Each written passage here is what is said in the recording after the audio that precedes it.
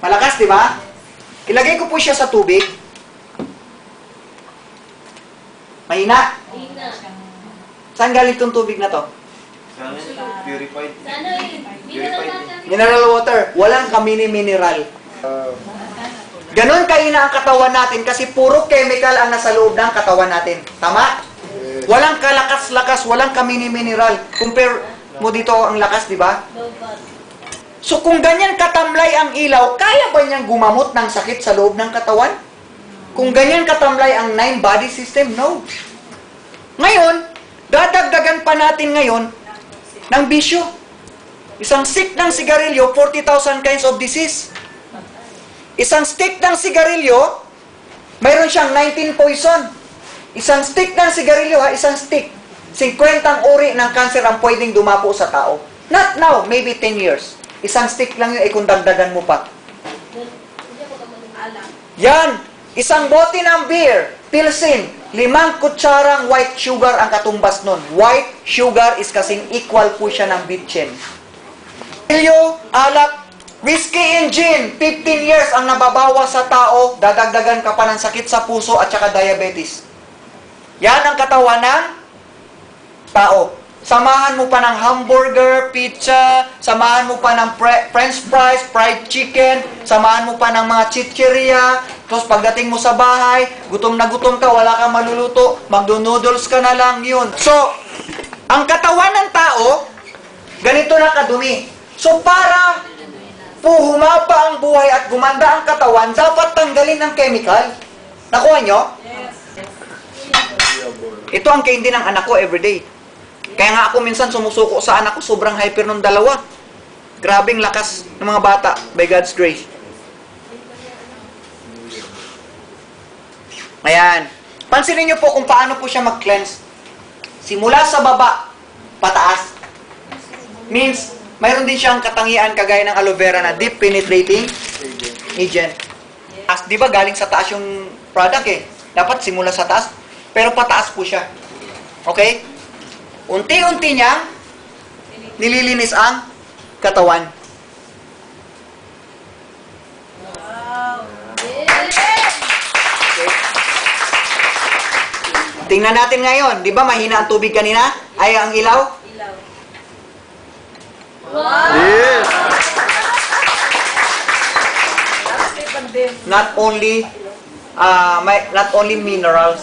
Kasi may minerals naman ang fruits and vegetable. Mayroong vitamins, minerals, antioxidant, and phytonutrients.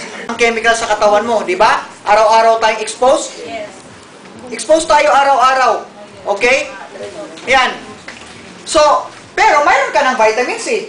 Okay? So, anong tendency? Ano bang katangian ng vitamin C? Sakit. Sakit. Wow! Galing! Okay?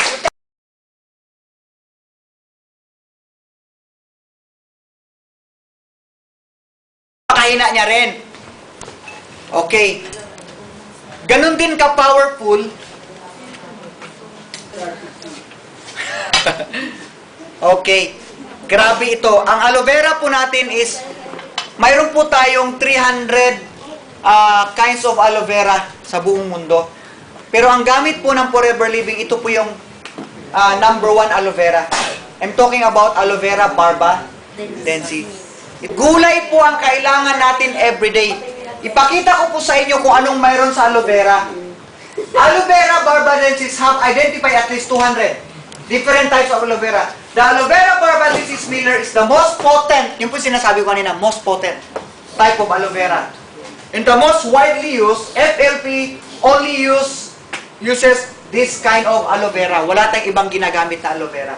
Properties of barbadensis, ito yon. Kasi, yung ibang aloe vera, hindi katulad nito.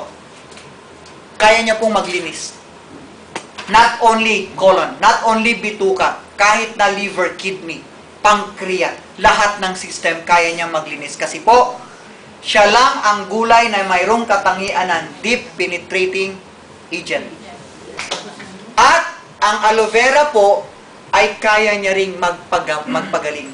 Gamot. Bawal tayong mag-claim na nakakagaling, pero wala tayong magagawa dahil kahit na sinong mag-aral, ang katangian ng aloe vera barbadensis, kaya niyang gumamot. Yes. Kaya niyang gumamot. Kahit na sugat-sugat ang bituka mo. Okay? Because aloe vera has, ito po yun, natural cleanser. Grabe siya. Tapos, mahina na nga ang katawan mo, dadagdagan mo pa ng bisyo. Okay? Pagkain, pag sinabi ko pong bisyo, hindi lang yung alak sigarilyo. Bisyong kumain. Makikita nyo naman sa katawan, yung mabisyo. Wala akong pinapatamaan. Okay? So, mahina na nga ang katawan mo, dagdagan mo pa ng puro chemical, lalong hinang-hina ka. Eh, ang aloe vera may pampalakas eh. Di ba po? Okay? So, tingnan natin si aloe vera kung gaano kalakas. Wow! Power! Ganun siya katindi. Malakas pa sa original, oh. Yes. Malakas sa orin. Ganun siya katindi. Yung nanghihinang katawan, nakita nyo po, mayroong pulp. Yan yung kakapit sa bituka mo o saan man siya papasok sa katawan mo. Yan yung hihigop ng dumi. Yan yung lalabas sa ihi mo. Dala-dala niya na ang dumi. Okay? Dala-dala niya na ang anumang klaseng chemical sa katawan mo. Kagaya rin po nitong oat na to, yun ang nagpipreserve ng vitamins, pero yun din ang kakayod ng dumi. Okay? Okay? So, tingnan nyo po yung nanghihinang katawan kanina na puro chemical na mayroon na siyang aloe vera. Okay?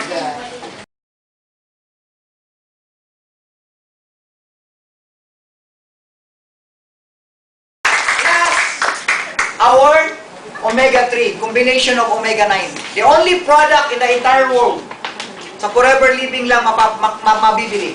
Pinagsamang omega-3 and omega-9. Fish oil and vegetable oil. Olive oil. Okay? Lalagay ko po siya sa isang styro cup na mayroong hot water. Hindi ko na gaanong ipapaliwanag maigi kasi kailangan ko na magtapos dito. Ang styrofoam, ibaon mo sa lupa, after 100 years, hukayin mo kung buhay ka pa, buo pa yan. Buo yan!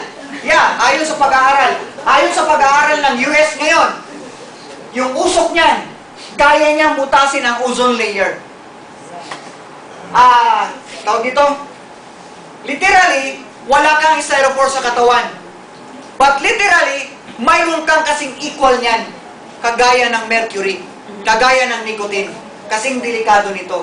So, yan, pansinin niyo po, kung uinom ka ng product nito, ayon sa pag-aaral, 100%. After 1 month, 3 times a day, 20% of your bad cholesterol wash out po because of this product. Yeah. Okay? At ito po ang nagpapamintain ng tiyan ko. 3 times a day. Tingnan niyo po ang ginawa niya sa... Tinutunaw niya ang chemical, iniihi mo sa ihi mo, dinudumi mo, mapapansin mo medyo mamanti-mantika, gusto mong hawakan para mapatunayan. So, mamanti-mantika, talagang winawas out niya po. Okay? So, hanggang doon lang po ako dahil meron po tayong napakasang lesson. Good morning!